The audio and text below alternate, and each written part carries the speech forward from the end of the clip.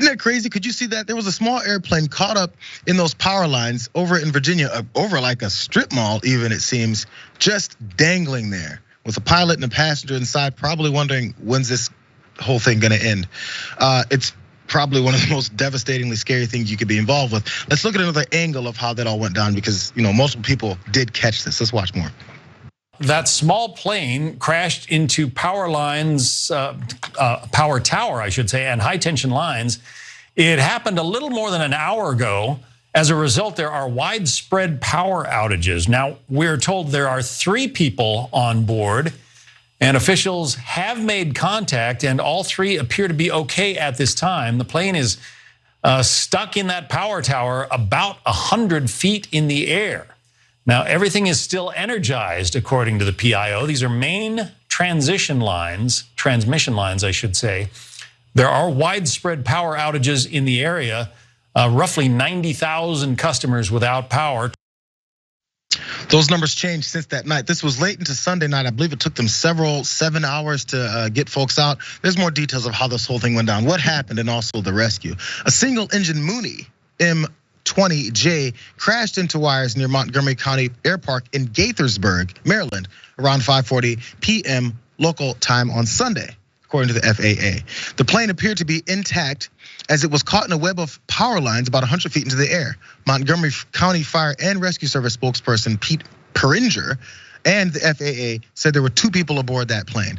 And as of roughly 7:50 p.m., Peringer and the people aboard the plane were uninjured. Earlier, he said they remained in a very precarious situation as the wires were still energized. Can you imagine the sounds you're hearing?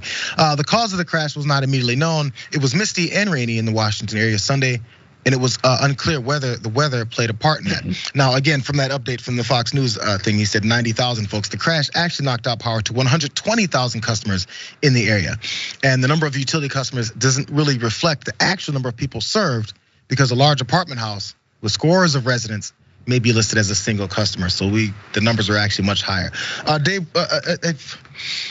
I don't know if you've ever flown on one of these small planes. I had an opportunity, as we talk this, you guys run through these other images. These are amazing pictures of the way that this was hanging just precariously in midair. I don't know how it didn't fall. What are your thoughts, man? Yeah, I've been on Cessnas, and it's like being on like a Volkswagen that flies. I can only imagine how terrifying this was for the people on board, and thank goodness that they were okay.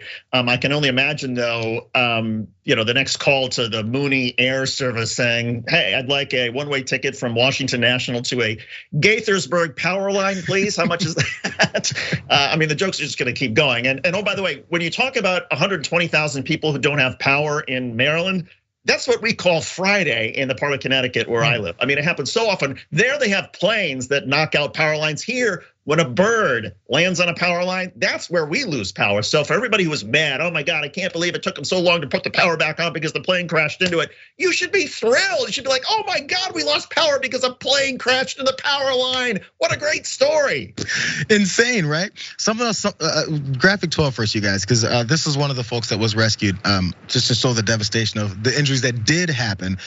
As they were rescued, so thankfully, I believe this woman was getting carted off here in the stretcher as she was then rescued. But there was one other part. I want to end with this. Go back to the beginning. I think there was an original picture at the front.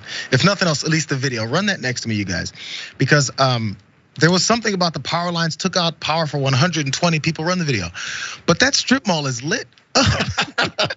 Apparently, this strip mall doesn't access its power from the power lines that are 100 feet away. This is crazy. Yeah, I want their generators. What? I can't, my refrigerator, all the food's going bad, but this WTTG, the video says the strip mall's got power. How come they have power and us residents, we don't have power? What's going on here? That's a valid question. And I would, direct her to PG&E or whatever the power company is down there and say, okay, what did you do here? How did you manage to keep the businesses and the companies lit and making money, but the rest of us who, are dealing with kids and food that's going bad, we're stuck? Really? Your fridge is off, but Jim's Nails is open. You can go get your manicure and your pedi. Just saying.